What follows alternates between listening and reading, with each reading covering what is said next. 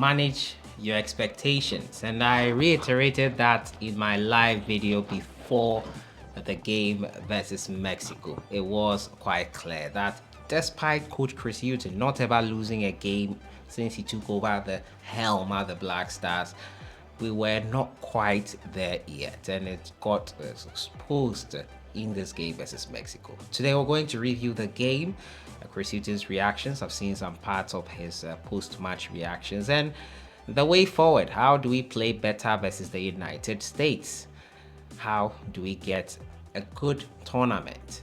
How do we qualify for the World Cup with the first two games next month? As usual, subscribe if you haven't, click on the notification bell to get more updates. I have to say, it was a huge struggle watching this game, especially looking at the time zone I'm currently in. It was a huge struggle. 1 a.m. trying to keep my eyes open and watch the Black Stars play, and for them to deliver such a result, it was like getting stabbed twice. Sacrificing my sleep for this game and looking at how it ended was quite painful to watch. But as I said, the Ghana are not there yet, and we are no longer the powerhouse we thought we were. Even with that status at the time, we were not even winning trophies. We've never won a trophy since 1982, the senior national team, that is. And it's clear that we chopping and changing managers probably not the best or ideal for us. No one should call for Chris Hughton's head. This is what I am emphasizing on. No one should call for Chris Hughton's head. The systems in place do not allow for coaches to have autonomy on the national team. And as to whether you believe that or not, it's separate from what I'm trying to say. It's clear you don't have to even be someone who believes in that scenario. It's clear that there is something going on behind the scenes that does not allow the team to thrive. There's no team cohesion. It's no team understanding. I've read most of the comments from you guys in the comments in the community tab. There is a lot of issues that need addressing, and it is not going to be addressed by Coach Chris Hughton in the 2-year contract he has been given. That is a fact. If we keep chopping and changing, we will not get the desired results we want. Onto the game itself, and it was a topsy-turvy game. The first half began quite sharply for Ghana. Joseph Paintsil and our forward Antoine Selom Semenyo exchanging a few ideas or a few balls there. It was not to great effect because they could not find the back of the net, and there was a great start from Ghana. Unfortunately, they could not build on that, and Mexico grew into the game, especially with their teeming fans at the stadium. Remember, Ghana was playing away from home, and not to downplay the importance of fans, their fans were immense in their game tonight, and there was a great last night, and it was really immense to how well they played. The support was unending. The surface they played on, familiar with it, as Coach Chris Hughton reiterated in that post-match presser that this was a familiar ground for Mexico, and the fans were there in their numbers to support them. That being said, we did not hold ourselves in glory in that respect. It started with the starting 11, which I saw from Coach Chris Hughton, and it did not scream, "This is my best 11." Why is Stefan Ambrosius playing in midfield? I know it's a friendly and we are not supposed to take some of these things seriously or personal, but you are building for an AFCON and a World Cup qualifier.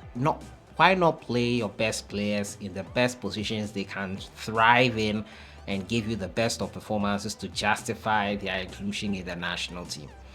Why not Edmondado if you wanted someone to partner Thomas Partey? Why didn't Salisa Abdul Samed start from the start?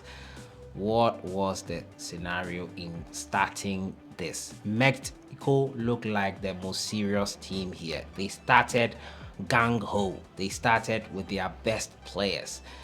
They started strong. In the second half, it was even stronger. And I think we shot ourselves in the foot with that starting 11. Some players out of place. I don't want to go and cut into some players, but I think generally after 90 minutes, most of the players who played in this game would not be happy with how things went.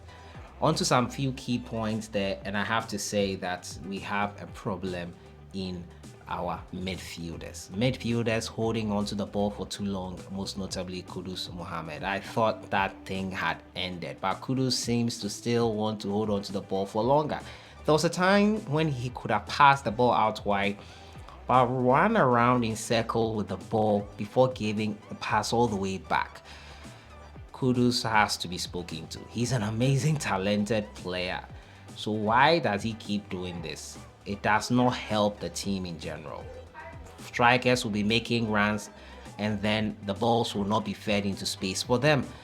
It becomes frustrating as a forward if you are doing all that and there is no one spotting your runs. Iñaki Williams came on and the story was not quite different. Antoine Semenyo struggled today. He always had to come in deep, and because of that, chances when he should have been in the penalty box to knocking, especially the one Joseph Painter was able to overlap and cross into the box, he was not there to tap it in. It was a free chance. These things we spoke about countless times, and it's like it passes through here and goes through here. Whether it gets even to their ears, we are not quite sure. It's clear that we have a lot of work to do with the national team. Mexico came in with their strongest possible 11. They scored and did well in the second half, where they took charge of the game. Ghana struggled for most parts of the game. Kingsley Schindler, I was not impressed with him when he first played for Ghana.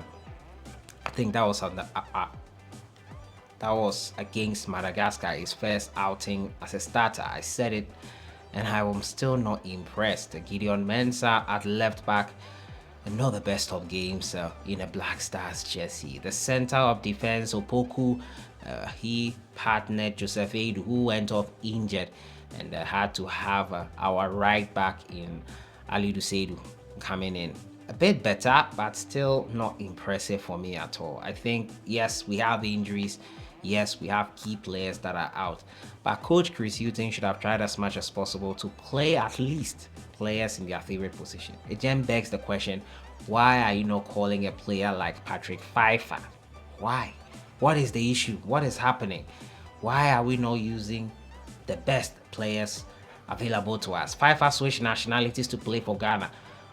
Jiku Hamate not here. Why has he not been called? Looking at his impressive performances for his club side, a lot of questions need to be asked the coach, and he should not give us that blanket statement of if everyone is given the opportunity. This is someone who is good beyond reasonable doubt. We've all seen him, and we see how capable he is. But all in all, it was not a great performance. Also, Atisike did not hold himself in high glory. He made some good saves, no doubt about that. But then the defense and disjointed defense like that needs a keeper who, as the last line of defense, can be as dependable as possible.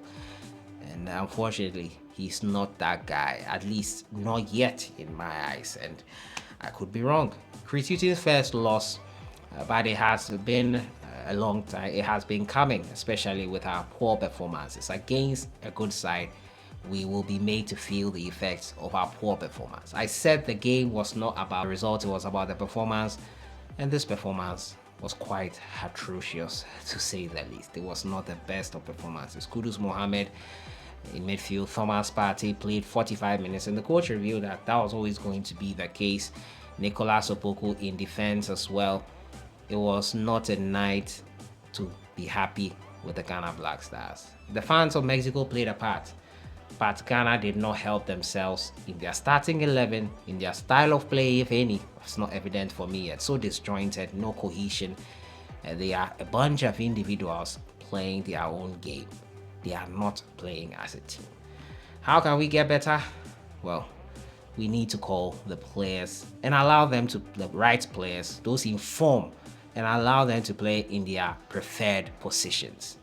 No time to now be trying this and trying that and trying this player here as he did with Ambrosius in midfield. I don't know what Chris was trying to do, but play players in positions they are familiar with. The striking problem will still continue if the midfield delays in releasing balls and spotting runs of our forwards, and it happened with our two forwards who were there. They both should be playing together, right wing for Iñaki and then also in center for Antoine. But let me know what you think in the comments box. How can we mitigate this unfortunate loss and do better versus the United States? I'll see you guys in the next one. Have a great weekend.